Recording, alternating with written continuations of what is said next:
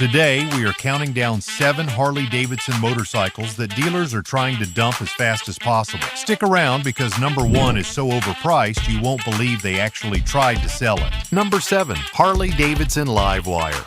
We are kicking things off with a bike that was supposed to be the future of Harley Davidson, but instead it became one of their biggest miscalculations ever. When Harley Davidson first introduced the Livewire, it was supposed to be a revolutionary leap into the future, a high-performance electric motorcycle that would bring a new generation of riders into the Harley family. On paper, it had everything: a permanent magnet electric motor producing 105 horsepower and 86 pound-feet of torque, allowing it to launch from 0 to 60 in just 3 seconds. The battery range was 146 miles in the city and 70 miles on the highway, making it perfect for urban commuting. It also came packed with high-end Showa suspension, cornering ABS, and a 6-axis IMU for precision handling. Harley wasn't just dipping a toe into electric motorcycles, they were going all in. But there was one massive problem. Harley riders didn't want an electric motorcycle. From the very start, the Livewire struggled to find buyers. When it was released, it came with a jaw-dropping price tag of $29,799, making it more expensive than some of Harley's top-tier touring bikes. That price alone scared off most Harley loyalists. Harley eventually dropped the price to $22,000, but even with discounts, the bike still sat in dealerships untouched. Why? Because traditional Harley riders crave the rumble of a V-twin engine, the feel of shifting gears, and the raw mechanical soul of a gas-powered bike. The Livewire? It is completely silent. No signature Harley sound, no gear changes, just instant torque from a twist of the throttle.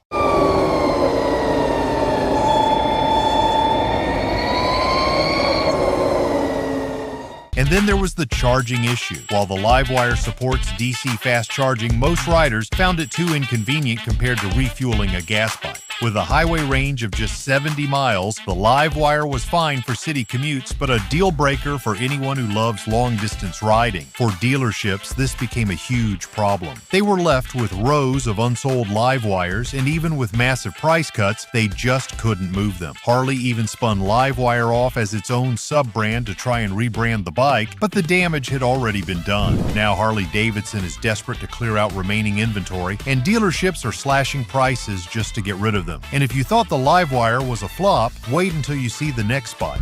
A budget Harley that was supposed to bring in new riders but ended up missing the mark completely. Number 6. Harley Davidson Street 500 and 750. Harley Davidson has spent years trying to bring in younger riders. They knew that their big touring bikes and heavyweight cruisers weren't ideal for beginners, so they created the Street 500 and 750. Affordable, lightweight, and perfect for city riding. Sounds like a great idea, right? Well, there is just one problem. Nobody wanted them. These bikes were meant to attract a new wave of riders, offering an entry-level Harley experience for those who weren't ready for a full-size cruiser. The Street 500 featured a 494 cubic centimeter engine, while the Street 750 stepped up to 749 cubic centimeters, both powered by Harley's liquid-cooled Revolution X engine. They were lightweight, had low seat heights, and came with a comfortable, beginner-friendly ride. On paper, they should have been a massive success. They were even used by Harley's own riding academy to train new motorcyclists. But despite all that, the Street Series turned into one of the biggest flops in Harley Davidson history. At launch, the Street 500 started at $7,699, while the Street 750 was priced at $8,499. While those prices seemed reasonable, riders quickly realized that they weren't getting much for their money. The biggest issue? Build quality. Many owners complained that the Street models felt cheap, rattling parts, misaligned panels, and budget-level finishes. Unlike Harley's premium cruisers, which are known for their rock-solid construction, the Street 500 and 750 felt like entry-level bikes in the worst way possible. Then there was the styling. Harley tried to make these bikes look modern and stripped down, but they lacked the iconic Harley Davidson presence. Traditional Harley riders thought they looked too plain, while younger riders were not drawn to the design either. And then came the competition. The Street 500 and 750 weren't just fighting against other Harleys, they were up against entry-level bikes from Honda, Yamaha, and Indian, all of which offered better performance, higher quality, and lower prices. Bikes like the Honda Rebel 500 and the Yamaha Bolt quickly became favorites for new riders, while the Street Series struggled to stand out.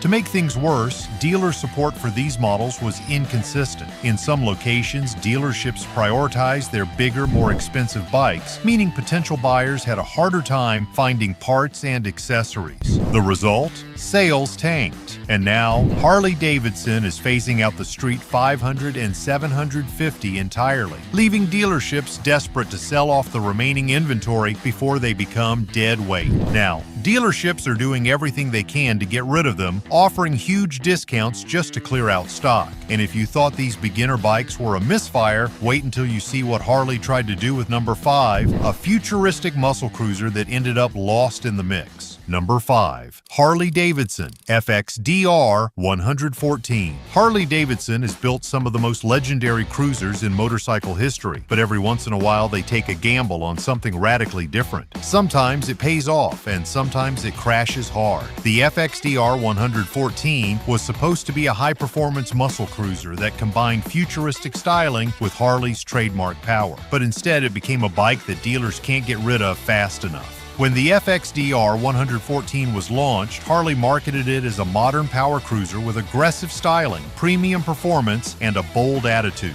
It was powered by the Milwaukee 8 114 engine, delivering 119 pound-feet of torque, making it one of the most powerful Softail models at the time. It had an aluminum swing arm, a massive 240mm rear tire, and lightweight composite bodywork, all designed to give it a drag race-inspired look and feel. Harley wanted this bike to stand out from the crowd and appeal to riders who wanted a muscular, high-performance cruiser with modern styling. But there was one big problem. Nobody was buying it. The FXDR 114 was expensive right out of the gate, with a starting price of $18,999. At that price point, buyers expected a bike that could do it all: power, comfort, and versatility. But instead, they got a motorcycle that looked aggressive but didn't deliver where it mattered most. One of the biggest complaints? The riding position was uncomfortable for long rides. Harley gave the FXDR a low-slung, stretched-out stance with forward foot controls and a flat drag-style handlebar. While that setup looked great on a showroom floor, in real-world riding, it put too much strain on the back, wrists, and neck, especially on longer trips. Riders who bought the bike quickly realized it wasn't practical for daily riding or long-distance cruising. Then there was the handling issue. The FXDR was built for straight-line speed, but that massive 240mm rear tire made cornering a challenge. Riders found that it felt heavy and sluggish in tight turns, making it impractical for city riding or twisty roads. For a bike that was supposed to be a performance machine, it didn't handle nearly as well as people expected. And then came the biggest issue: competition. For the same price or less, riders could get bikes like the Indian Scout Bobber, the Yamaha V-Max, or even Harley's own Lowrider S, all of which offered better handling, better comfort, and just as much attitude.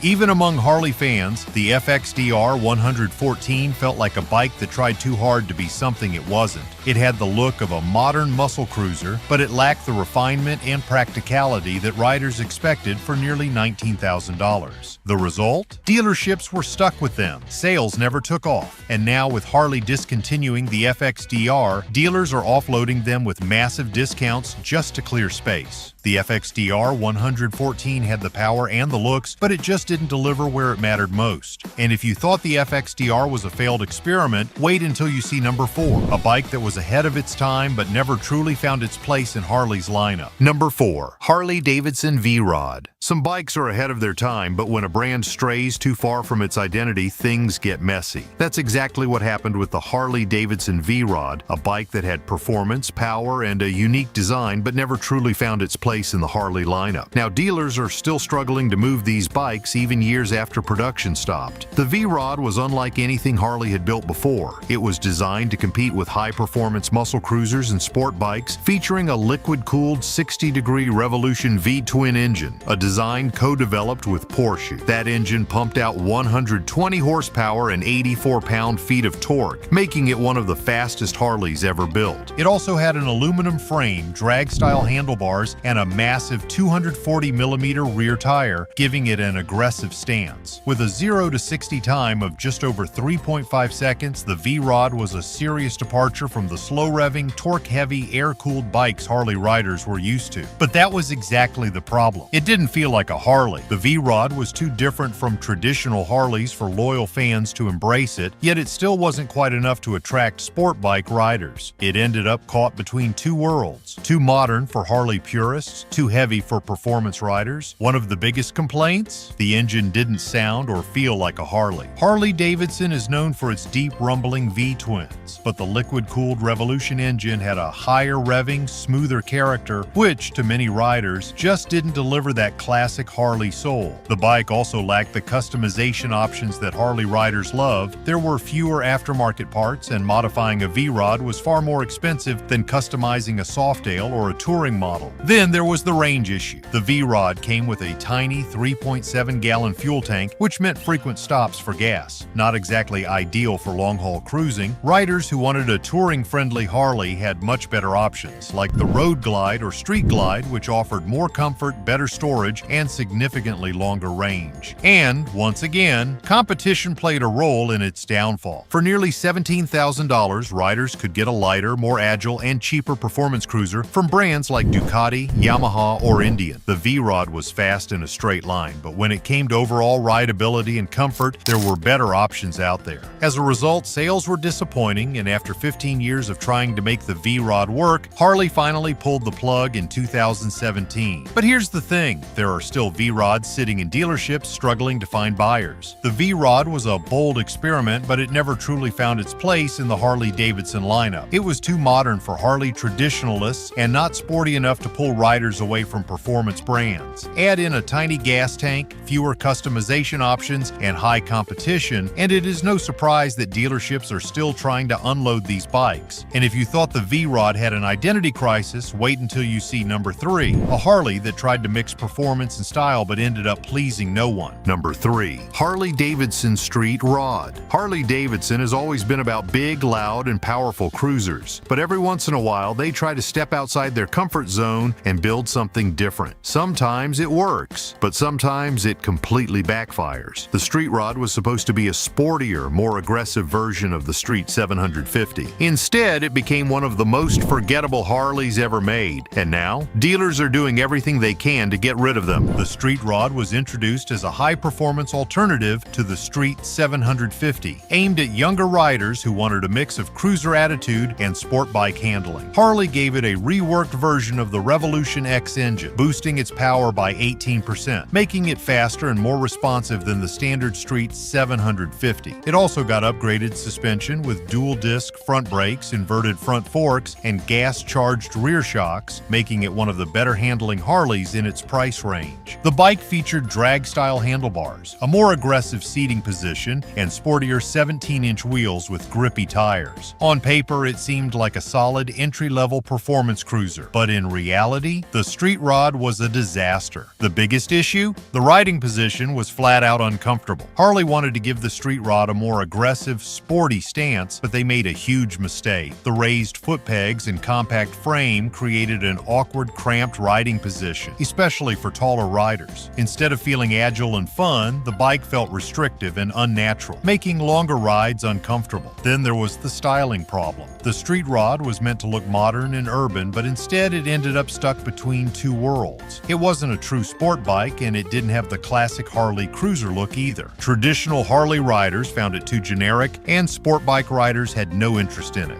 And then, of course, there was the competition. For its starting price of $8,999, riders had way better choices. The Honda CB 650R, Yamaha MT-07, and Kawasaki Z650 all delivered better performance, lighter weight, and more comfortable ergonomics for the same or even less money. And just like the Street 500 and 750, quality issues hurt sales. Owners reported poor fit and finish, rattling parts, and a general lack of refinement, which only made the Street Rod's problems worse. Instead of feeling like an affordable performance Harley, it felt like a budget bike trying too hard to be something it wasn't. Now, Harley dealerships are stuck with leftover inventory, and they are slashing prices just to get these bikes off their floors. And if you thought the Street Rod was a mistake, just wait until you see number 2, a bike that was supposed to shake up the adventure touring world, but instead it stumbled right out of the gate. Number 2, Harley Davidson Pan America. Harley Davidson is known for cruisers and touring bikes, not adventure motorcycles. But in 2021, they shocked the world by introducing the Pan America, a full-blown ADV bike meant to take on legendary models like the BMW GS and KTM Adventure Series. It was a bold move, but here's the problem. It didn't exactly go as planned. And now dealerships are. The Harley Davidson Pan America was a major departure from anything Harley had done before. Instead of a heavyweight cruiser, this was a high-tech adventure bike, loaded with features designed to compete with the best in the industry. It packed a Revolution Max 1250 engine, delivering 150 horsepower and 94 pound-feet of torque, making it one of the most powerful ADV bikes on the market. Harley also introduced some innovative features like adaptive ride height, which automatically lowered the seat when coming to a stop, making it more accessible to shorter riders. It had a 6.5-inch TFT touchscreen with navigation, multiple riding modes, and all the modern tech you would expect in a premium adventure bike. On paper, this bike should have been a huge success, but instead dealers are now slashing prices and trying to unload leftover inventory. So what went wrong? The biggest issue. Harley was stepping into a market where they had zero experience. Adventure riders are loyal to brands like BMW, KTM, and Honda, companies that have spent decades perfecting off-road capable motorcycles. When Harley entered the ADV segment, many riders were skeptical from the start. Would it hold up against the competition? Would Harley even support it long-term? Then the first wave of bikes hit the streets, and problems started showing up. Early buyers reported electronic issues,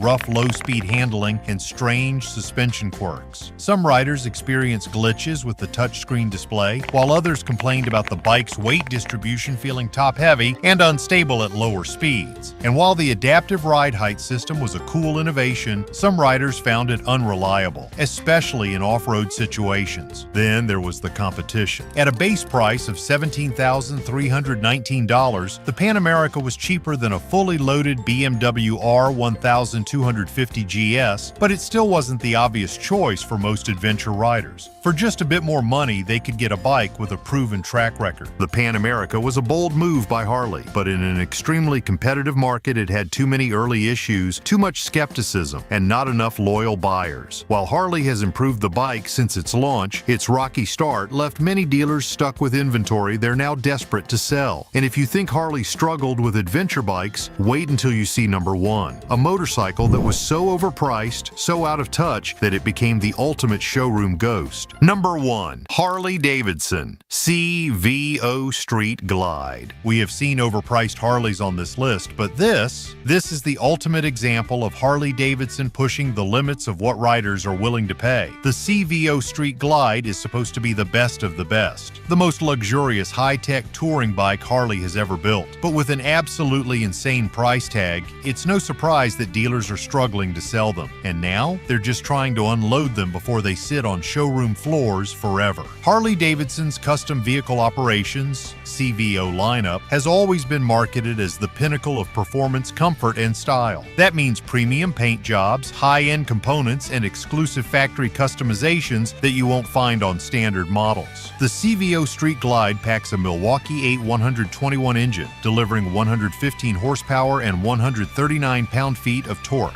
It also features fully adjustable suspension, a state-of-the-art Rockford Fosgate sound system, and a 12.3-inch full-color touchscreen display loaded with Harley's latest infotainment system. On paper, this sounds like a dream bike.